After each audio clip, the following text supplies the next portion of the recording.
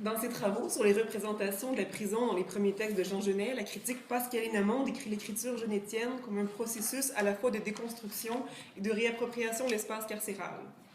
Elle affirme, en s'appropriant de façon essentielle une absence de liberté qui ne devrait relever que de la pratique institutionnelle, l'être criminel tel que figuré par Genet rend ici vaine toute tentative de correction par l'enfermement. Je reprendrai ici cette hypothèse d'une certaine forme de résistance au cadre coercitif et au phénomène d'assujettissement traditionnellement associé à l'univers carcéral qui caractériserait la prose genétienne, en m'intéressant à la manière dont celle-ci apparaît, du moins c'est ce que j'essaierai d'éclairer, comme également lié à la question du commun et de la communauté.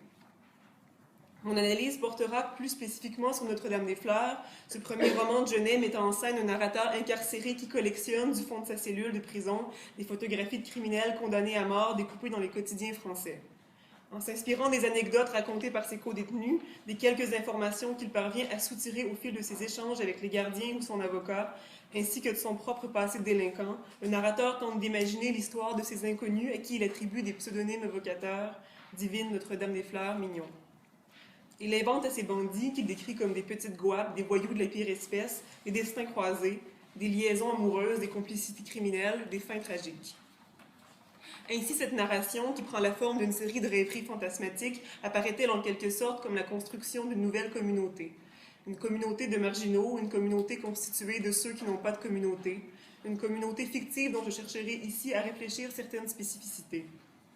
Une communauté dont les représentations comportent une dimension éminemment politique, car il semble que l'imaginaire génétien donne à voir une forme de commun que le carcéral, lui, tend à diviser et à fragmenter, un commun qui, toutefois, résiste à toute forme d'unité identitaire fermée, un commun qui demeure généralement occulté à travers les représentations de ses exclus marginaux.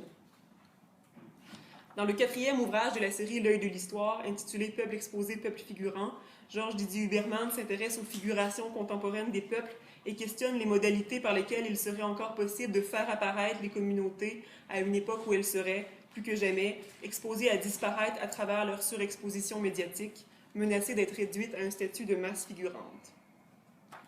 Il postule alors qu'il faudrait constamment travailler l'espèce avec l'aspect, c'est-à-dire la répétition des traits génériques avec la singularité des traits de différence, tout cela dans le contexte précis d'un espace politique donné, conjuguer l'éthos du groupe dans le pathos du corps singulier de chaque sujet. Or, il semble que ce soit exactement ce double effet, cette construction à la fois de singularité et d'un certain sens du commun qui caractérise les représentations des prisonniers et des criminels proposées dans Notre-Dame-des-Fleurs. C'est effectivement cette tension qui se dégage de la première scène du roman, celle où le narrateur décrit un collage réalisé à partir des photographies découpées dans les journaux. Un montage constitué d'une vingtaine d'images qu'il dispose à l'aide de morceaux de mie de pain à l'endos du panneau des règlements de l'institution carcérale qui est accroché au fond de sa cellule. Détail hautement symbolique d'ailleurs qui laisse sous-entendre déjà l'idée d'une communauté invisible qui se déploierait en marge à l'extérieur des normes prévues par l'institution. Le narrateur évoque la manière dont, avec ces mêmes perles dont les détenus d'à côté font des couronnes mortuaires, lui fabrique pour ses criminels des cadres en forme d'étoiles.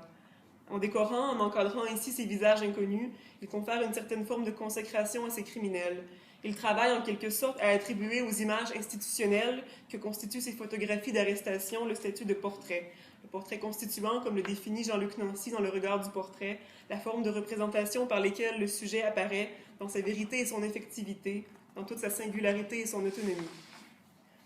Dans son essai intitulé « Travailler pour les morts, politique de la mémoire » dans l'œuvre de Jean Genet, la critique Mélina Balcazar Moreno décrit l'écriture de Genet comme une écriture qui cherche à résister à la mort des morts au sein de la communauté des vivants, en redonnant leur place dans la cité à ces morts sans nom qui n'ont jamais été pleurés.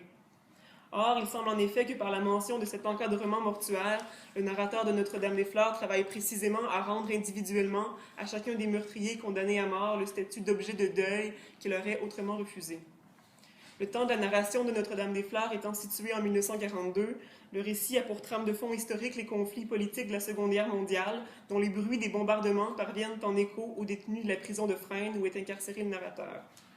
Ce dernier raconte « Les journaux arrivent mal jusqu'à ma cellule, ces assassins maintenant morts sont pourtant arrivés jusqu'à moi et chaque fois qu'un de ces astres de deuil tombe dans ma cellule, mon cœur bat fort, mon cœur bat la chamade, c'est la chamade et le roulement de tambour qui annoncent qu'une ville capitule. » et s'ensuit une ferveur comparable à celle qui me tordit et me laissa quelques minutes grotesquement crispé quand j'entendis au-dessus de la prison l'avion allemand passer et l'éclatement de la bombe qui lâcha tout près. Cette comparaison entre la condamnation des meurtriers et les bombardements militaires est significative. Il accueille ainsi les annonces de la condamnation à mort de ces criminels avec un trouble profond, un émoi similaire à celui qui accompagnerait la nouvelle de soldats morts au front ou de civils tués par les forces ennemies. Le mur de la cellule de prison apparaît ainsi en quelque sorte comme le tableau d'honneur de ceux qui sont d'ordinaire relégués à la section faits divers des journaux quotidiens, comme la célébration, la consécration ultime de ces ennemis publics qui se voient conférer, dans l'imaginaire génétien, un caractère héroïque. On peut par ailleurs concevoir la conception de photographie décrite dans cette première scène du roman comme un portrait de groupe. Un portrait de groupe au sens où l'entend Didier Huberman, c'est-à-dire une série de portraits individuels constitués à partir d'une règle d'intelligibilité commune, et de laquelle se dégage de ce fait un sentiment de communauté, bref, un portrait qui donne à voir et à réfléchir un certain sens du commun. Un sens du commun qui, dans ce roman de Genet, ne saurait être réduit à une identité collective, définitive et unifiée, car à cette série de jeunes meurtriers français, le narrateur ajoute, pour leur servir de cortège et de cours, des images cueillies çà et là, sur la couverture illustrée de quelques romans d'aventure, un jeune métis mexicain, un gaucho, un cavalier caucasien et, dans les pages de ces romans que l'on se passe de main en main à la promenade, les dessins maladroits des profils de Mac et d'Apache avec un mégot qui fume. Sur le mur de la cellule de prison comparaissent ainsi, c'est-à-dire qu'ils apparaissent ensemble, pour reprendre la métaphore de Nancy, des personnages fictifs et réels issus de différentes époques et de divers imaginaires culturels. Cette comparution tend ainsi à étendre en quelque sorte cette communauté qui ne saurait appartenir exclusivement à l'univers carcéral. À travers une telle mise en relation physique et spatiale que constitue ce collage de portraits, il devient possible de réfléchir les intervalles qui opposent et relient ces personnages de condamnés à mort, de proxénètes, de bandits, de gauchos et d'apaches.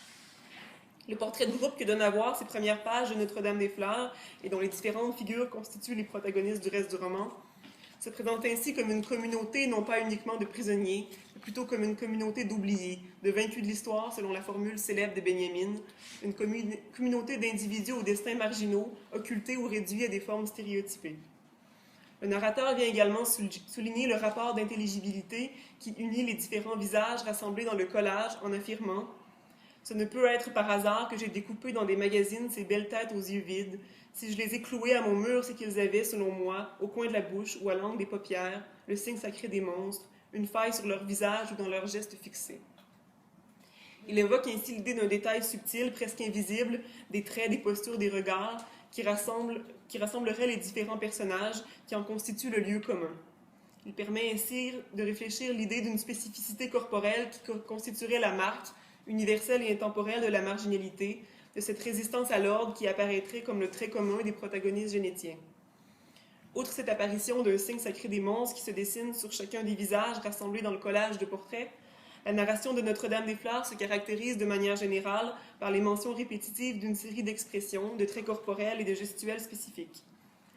Par un certain nombre de résurgences qui définiraient les descriptions physiques des protagonistes, éclat de rire étoilé, action de jeter le mégot avec nonchalance, juste pour le plaisir du geste, démarche assurée de gangster, déhanchement, geste vif du truand, visage lumineux. Tous ces détails constituent autant d'exemples d'une série d'éléments qui réapparaissent comme une ritournelle tout au long du texte, qui se voit réitérée au fil des représentations des différents personnages, et ce, à travers des formulations similaires, voire identiques. Or, ces motifs récurrents permettent de concevoir, à travers les figurations des marginaux de Notre-Dame-des-Fleurs, la construction de ce que Didier Huberman définit comme un réseau de survivance, c'est-à-dire une forme de mémoire qui ne s'incarnerait pas à travers des institutions ou des systèmes de représentation officiels, mais plutôt à travers des postures corporelles, des usages spécifiques du langage. Je cite, « Langage du peuple, geste, visage, tout ça dont l'histoire ne sait pas rendre compte dans les simples termes de l'évolution ou de l'obsolescence. Tout cela qui, par contraste, se dessine là même où se déclare leur extraterritorialité, leur marginalisation, leur résistance, leur vocation à la révolte. » Ainsi conçues comme l'expression de survivance, comme les marques d'une mémoire collective occultée, ces multiples répétitions qui caractérisent le roman revêtent un caractère éminemment politique. Elles tentent à construire de nouvelles formes de commun, un commun qui serait inscrit à même les corps de ces opprimés, de ces oubliés de l'histoire.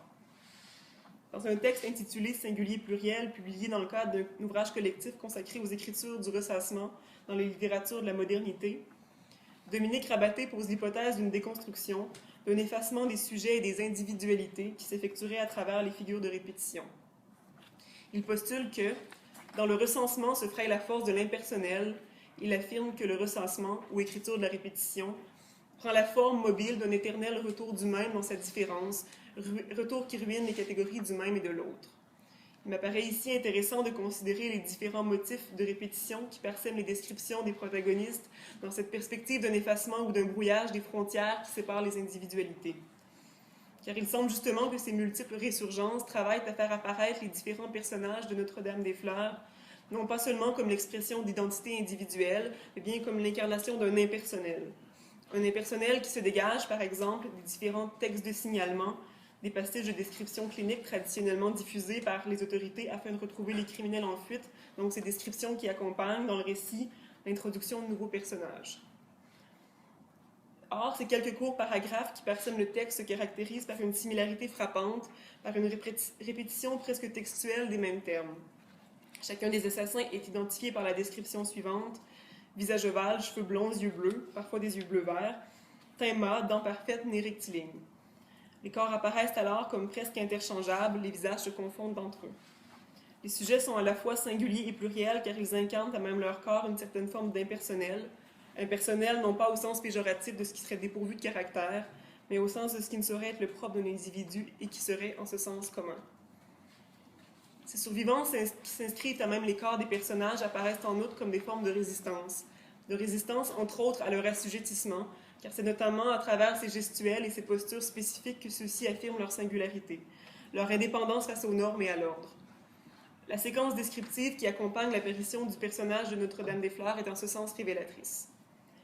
Que ne peut-on attendre d'un Mac qui roule ses cigarettes parce que cela donne une certaine élégance aux doigts, qui porte des chaussures à semelles de crêpe afin de surprendre par le silence de ses pas les gens qu'il croise et qui le regarderont avec plus de stupeur,